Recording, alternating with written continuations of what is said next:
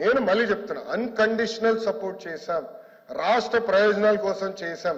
గత 9 నెలలు పూర్తి చేయలేదు సార్. మీరేమన్నారు అధ్యక్ష? ఒక్క నిమిషం, మీ నాయకులు ఏమన్నారు అధ్యక్ష?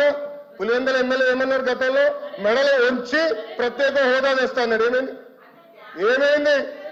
మెడలో ఉంచి ప్రత్యేక హోదా తెస్తానని ఆనాడు చెప్పారో చెప్పలేదా? చెప్పలేదా?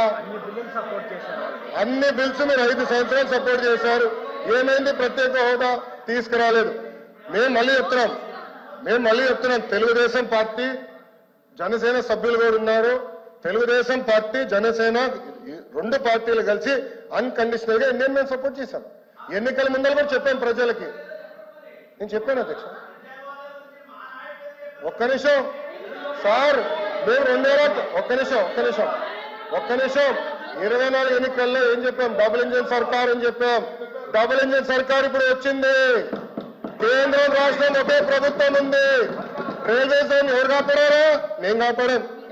విశాఖకు మీరు పెద్ద మాటలు మాట్లాడుతున్నారు.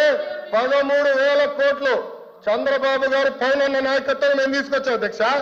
13,000 కోట్లు తీసుకొచ్చాం. మీ ఉత్తరాంధ్ర ఎమ్మెల్సీలు మాట్లాడమనండి. మీరేం చేశారు 5 సంవత్సరాలు? ఏం చేశారు మీరు 5 సంవత్సరాలు? అడుగుతున్నా. అమరావతి నిధులు ఎవరు తీసుకొచ్చారు? మేము తీసుకొచ్చాం. పోలవరం గాలికి వదిలేశారు మీరు. బుల్లెట్ దిగినా అని మీ మంత్రి గారు అడిగారు. ఏమేమైనా పెద్ద మాట్లాడతారు. పోలవరం నిధులు తీసుకొచ్చారు. 6.5 ప్యాకేజ్ కి మొన్న 1000 కోట్లు రిలీజ్ చేశాం. నో అధ్యక్ష, ఐఎమ్ ప్రొటెస్టింగ్. మేడం గారు has to withdraw that statement. ఇది కరెక్ట్ కాదు అధ్యక్ష. I'm sorry. ఓకే, సభ్యులు ఉన్నారని చెప్పొచ్చు, ఐ హావ్ నో ప్రాబ్లం. కానీ ఏదో మేము వాళ్ళని థ్రెటన్ చేస్తున్నట్టు, ఏదో మా పైన ఆధారపడే పదం వాడతాం కరెక్ట్ కాదు అధ్యక్ష. మేము ఏనాడో అనలేదు. మా సపోర్ట్ అన్కండిషనల్. రాష్ట్ర ప్రయోజనాల కోసం కేంద్ర ప్రభుత్వాన్ని మేము సపోర్ట్ చేస్తున్నాం. అది చాలా క్లారిటీగా ఉంది అధ్యక్ష. కానీ దయచేసి అది మటుకు రికార్డు తొలగించాలి అధ్యక్ష.